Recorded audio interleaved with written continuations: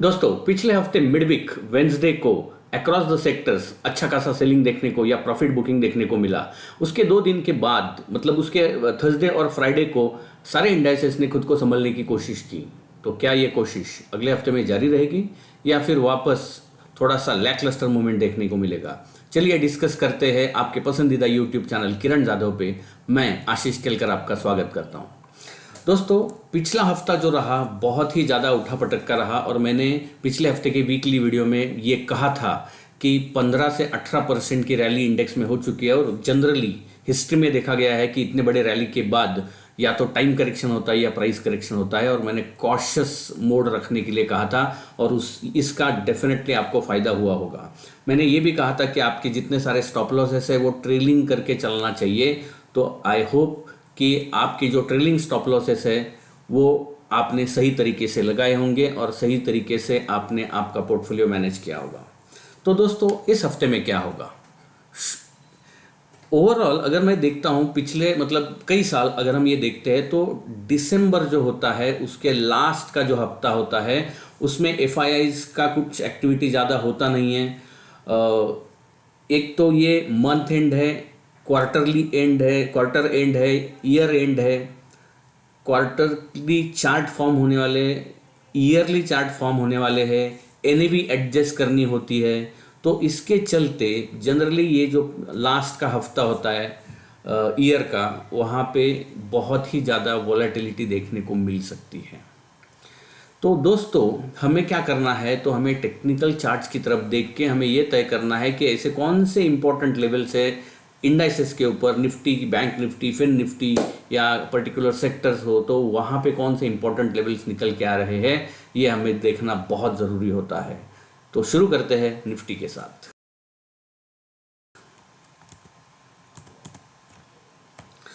दोस्तों, पिछले हफ्ते में मैंने ये कहा था इतना बड़ा रैली हो गया है और उसके बाद हो सकता है थोड़ा सा हेडरूम बचा है, हमें स्टॉप लॉस ट्रेल करके चलना चाहिए। उसके साथ साथ दोस्तों मैंने ये भी कहा था कि 20,900 से 21,000 ये एक्यूमुलेशन जोन रहेगा।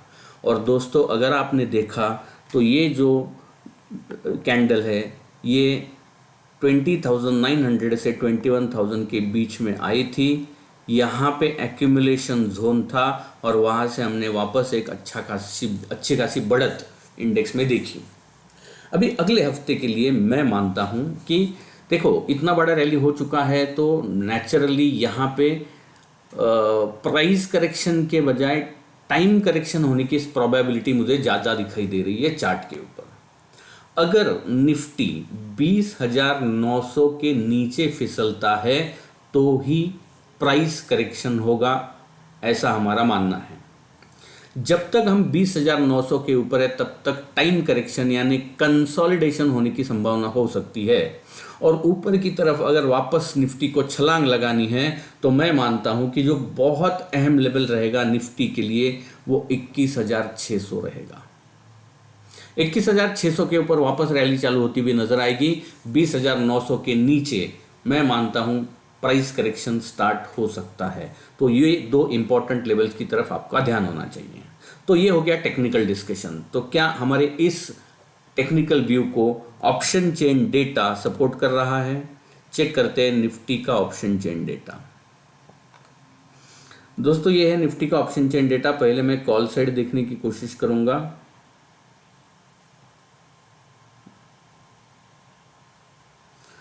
अगर मैं कॉल साइड देखता हूं तो हाईएस्ट ओपन इंटरेस्ट मुझे दिखाई दे रहा है 21,500 और मेरा टेक्निकल लेवल है 21,600। Completely all right. मैं 100 पॉइंट्स यहाँ पे बफर रखना ही चाहूँगा।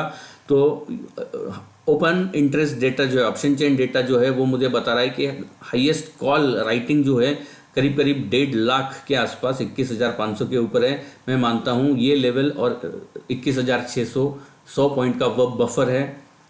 अच्छा रैली 21,600 के ऊपर आएगा, ऐसा ओआई भी सजेस्ट करता हुआ नजर आता है। पुट साइड की बात करेंगे दोस्तों, तो पुट साइड में हाईएस्ट ओपन इंटरेस्ट दिखाई दे रहा है करीब करीब 1,90,000 21,000 पे। और मेरा इंपॉर्टेंट लेवल है 20,900। नीचे की तरफ भी 100 पॉइंट का बफर निकल के आ रहा है, ये बहुत अच्छा साइन है। यानी ये जो रेंज मैंने कही है 20,900 से लेके 21,600, ये इस रेंज में ही टाइम करेक्शन होता रहेगा और ये मेक और ब्रेक लेवल्स रहेंगे निफ्टी के लिए। बात करते हैं बैंक निफ्टी। बैंक निफ्टी ने ऑलरेडी टाइम करेक्शन करना चालू किया है, कंसोलिडेशन होता हुआ नजर आ रहा है।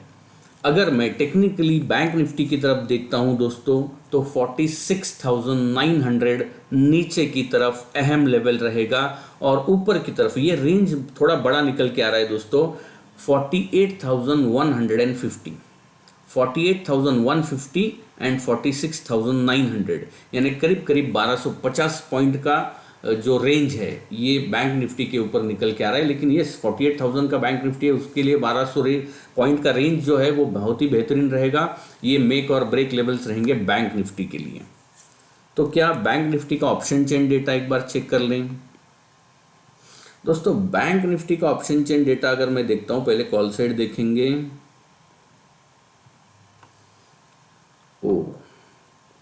करीब करीब 1,90,000 48,000 पे है और मैं पकड़ रहा हूँ 48,150। Okay, so yes 48,150 would be very important और उसको क्रॉस करने के लिए बैंक निफ्टी को 48,000 को तो डेफिनेटली क्रॉस करना ही ज़रूरी है। यानी हमने जो रेंज निकाला है वो मेरे हिसाब से बहुत ही सही रेंज हम डिस्कस कर रहे हैं। पुट साइड अगर मैं देखता हूं दोस्तों, तो पुट साइड 47,000 और हमने डिस्कस किया था technically 46,900। Perfectly all right, 46,900 and 48,150 ये बहुत अहम लेवल निकल के आ रहा है बैंक निफ्टी के ऊपर। इसके बीच में ही ऑसिलेशन होता रहेगा, वॉलेटिलिटी देखने को मिल सकता है जैसे हमने ऑलरेडी डिस्कस किया है। बात करेंगे फिन निफ्टी।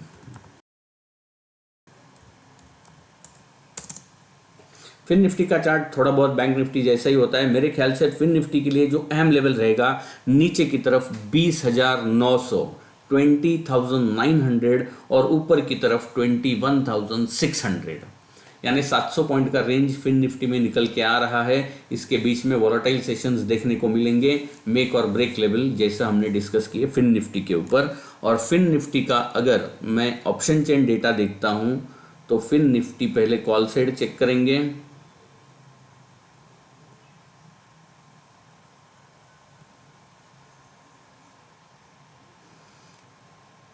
$21,400 पे हाईएस्ट है और अपना निकल के आ रहा है 21,600। ओके, 21,600 पे 52,000 है। लेकिन इसका मतलब ये है कि यहाँ से ऊपर जाने के लिए पहले 21,400 का एक छोटा सा रेजिस्टेंस हमें देखने को मिल सकता है और उसके ऊपर हमें 21,600। पुट साइड अगर मैं देखता हूँ, पुट साइड में हाईएस्ट ओपन इंटरेस्ट है 21,000 पे,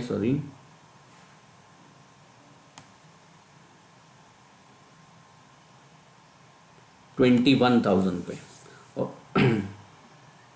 सो 21,000 है और हमारा जो इंपॉर्टेंट लेवल है 20,900 है। That's okay. सो 20,900 एंड 21,600, ये 700 पॉइंट्स का रेंज मेरे ख्याल से फिन निफ्टी के लिए बहुत ही अहम रेंज रहेगा और ये मेक और ब्रेक लेवल्स रहेंगे दोस्तों फिन निफ्टी के लिए। तो दोस्तों हमने ये देख लिया कि ये जो तीनों मेजर इंडाइसेस है वो कहाँ पे पॉइज्ड है और उसके साथ साथ हम देखेंगे निफ्टी मिड कैप।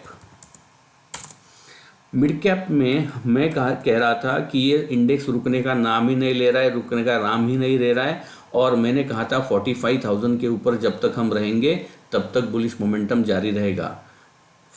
वेंसडे के दिन 45,000 को तोड़ा था, बहुत नीचे आया था और वापस अगले 2 दिन संभलने की कोशिश हुई है और हम 45,000 के जस्ट ऊपर आके बंद हुए हैं। यानी ये जो इंडेक्स है यहाँ पे ये अभी कंसोलिडेशन में जाने की पूरी प्रोबेबिलिटी मुझे ओवरऑल दिखाई दे रही है, क्योंकि जो सेलिंग प्रेशर आया था उतने ही तेजी से वापस नीचे से बाइंग डिमांड जनरेट होता हुआ नजर आया है इस चार्ट के ऊपर दोस्तों। तो मैं मानता हूं कि अगर मिड कैप को देखना है तो 45,600, अभी 45,600 अहम लेवल रहेगा, यानी यहाँ से करीब करीब 500 पॉइंट वो अहम लेवल रहेगा। इसके ऊपर वापस फ्रेश डिमांड आता हुआ नजर आ सकता है इस इंडेक्स में। और नीचे की तरफ मैं देखता हूँ तो 44,400, 44,400 ये अहम लेवल रहेगा। इसके बीच में ऑसिलेशन होता हुआ नजर आ सकता है। और इसके साथ साथ एक बार दोस्तों हम पुट कॉल रेशो भी देख लेंगे। निफ्टी का 1.171 है। जैसा हमने ऑलरेडी डिस्कस किया है कि जब अच्छा खासा मेजर ट्रेंड जब बुलिश होता है और यूफोरिया भी अच्छा होता है, जैसा कि हमने पिछले 4-5 हफ्ते में देखा है, तो ऐसे केस में पुट कॉल रेशो का जो रेंज है वो बढ़ता हुआ नजर आता है। 1.4 1.5 तक जा सकता है और अभी हम 1.1 के यहाँ पे है, तो यानी यहाँ पे हम एग्जैक्ट रेंज के बीचों बीच आ चुके हैं। तो यहाँ पे भी थोड़ा सा ऑसिलेशन ही होता हुआ नजर आ सकता है। तो हम ये कोशिश कर रहे हैं कि ओवरऑल व्यू बनाना है। तो चारों इंडाइसेस और उसके साथ साथ पुट कॉल रेशो भी हमने देखा, जो हमें बता रहा है कि थोड़ा इनडिसाइसिव मोड है। इसीलिए हमें हमारा जो कॉशियस मोड है वो कंटिन्यू रखना ज़रूरी है। उसके साथ साथ क्यों ना हम वर्ल्ड इंडाइसेस भी देख लें। तो अगर मुझे वर्ल्ड इंडाइसेस देखने हैं, मैं पहले देखूंगा डाउ की तरफ। दोस्तों अगर मैं देखता हूं तो अच्छा खासा कंसोलिडेशन होता हुआ नजर आ रहा है। यानी अगर मैं पिछले हफ्ते के 5 कैंडल देखूं तो वोलेटिलिटी बहुत ज़्यादा है और उसके साथ साथ मतलब साइडवेज मूवमेंट ही देखने को मिल रहा है। इस इंडेक्स के लिए मैं मानता हूं कि 37,000 ये अहम लेवल है। जब तक हम 37,000 के ऊपर है ये टाइम करेक्शन ही चलता रहेगा। 37,000 के नीचे प्राइस करेक्शन बढ़ता हुआ नजर आएगा और इस इंडेक्स को वापस ऊपर की तरफ अगर हमें छलांग लगानी है तो मैं मानता हूं कि 37,650 ये अहम लेवल इस इंडेक्स को पार करना होगा। फ्रेश ब्रेकआउट इस लेवल के ऊपर इस इंडेक्स में डाउ जोन्स में देखने को मिल सकता है।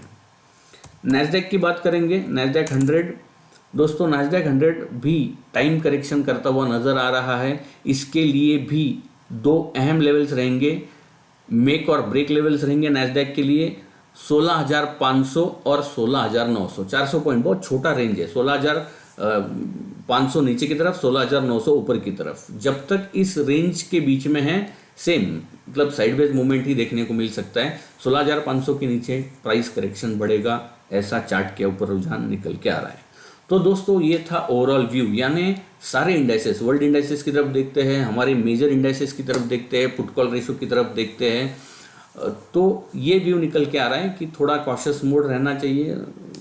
ईयरली क्लोजिंग है, क्वार्टरली क्लोजिंग है, मंथली क्लोजिंग है, एक्सपायरी भी है। तो इसके चलते ये चार्ट के ऊपर फॉर्मेशन जनरली देखने को मिलता है।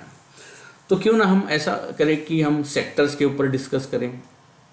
दोस्तों सारे सेक्टर से जो वेंसडे को जो फॉल हुआ था, इस फॉल की वजह से सारे जो चार्ट स्ट्रक्चर है ना, हमेशा ऐसा होता है कि एक बड़ा कैंडल एक फॉल आता है और उसके बाद थोड़ी वापस रिकवरी आने की कोशिश होती है।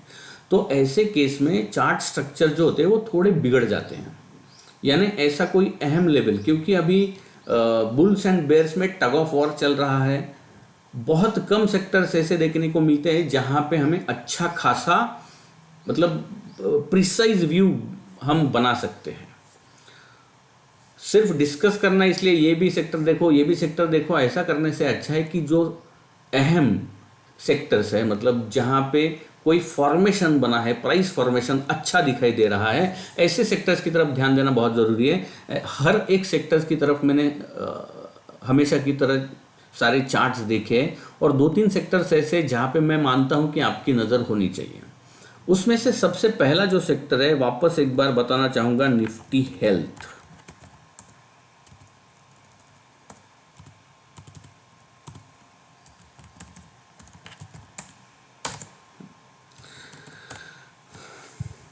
अच्छा खासा टाइम करेक्शन कंसोलिडेशन होता हुआ नजर आ रहा है।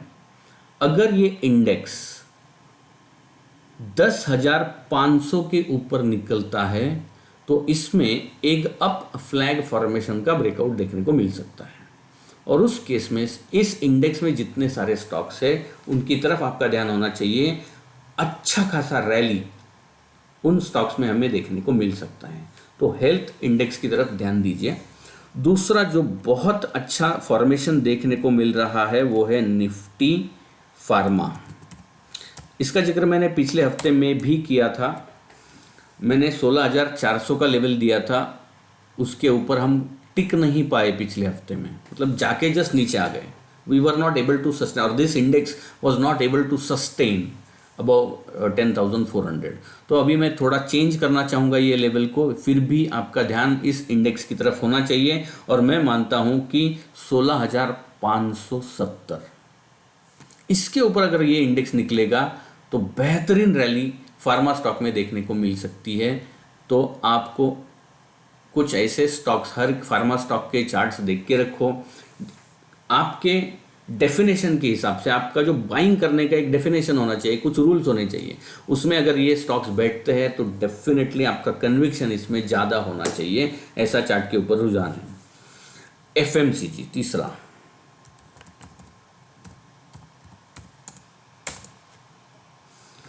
एफएमसीजी में भी अच्छा खासा फॉर्मेशन है। ये इतना बड़ा कंसोलिडेशन था, उसको ब्रेकआउट मिला, वापस नीचे आके उसी लेवल के आसपास टच करने की कोशिश की, और वहाँ से धीरे धीरे वापस ऊपर की तरफ निकलने की कोशिश इस इंडेक्स में देखने को मिल रही है। मैं मानता हूँ कि अगर हम 55,400 की लेवल की तरफ ध्यान दें इस इंडेक्स में, 55,400, तो मैं मानता हूँ कि वापस एक अच्छा खासा रुझान, अच्छी खासी रैली इस इंडेक्स में भी देखने को मिल सकती है। तो ये 3 मेजर इंडाइसिस की तरफ ध्यान होना चाहिए। एक मैंने सबसे पहले जो डिस्कस किया था वो था हेल्थ, दूसरा था फार्मा, और तीसरा एफएमसीजी। ये 3 सेक्टर्स की तरफ ध्यान दीजिए। बात करेंगे अभी कमोडिटीज।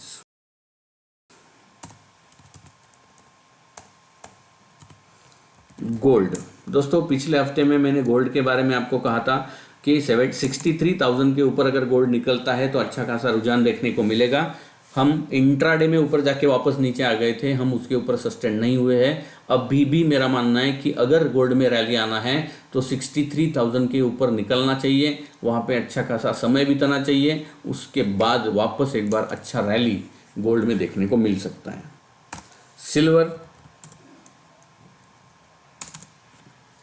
सिल्वर में मैं मानता हूं कि सिल्वर में 76,000 ये अहम लेवल रहेगा। अभी 75,400 के आसपास है। 75,600 के ऊपर, 76,000 के ऊपर जैसे ही सिल्वर निकलेगा, अच्छा रैली वापस इस कमोडिटी में देखने को मिलेगा। क्रूड,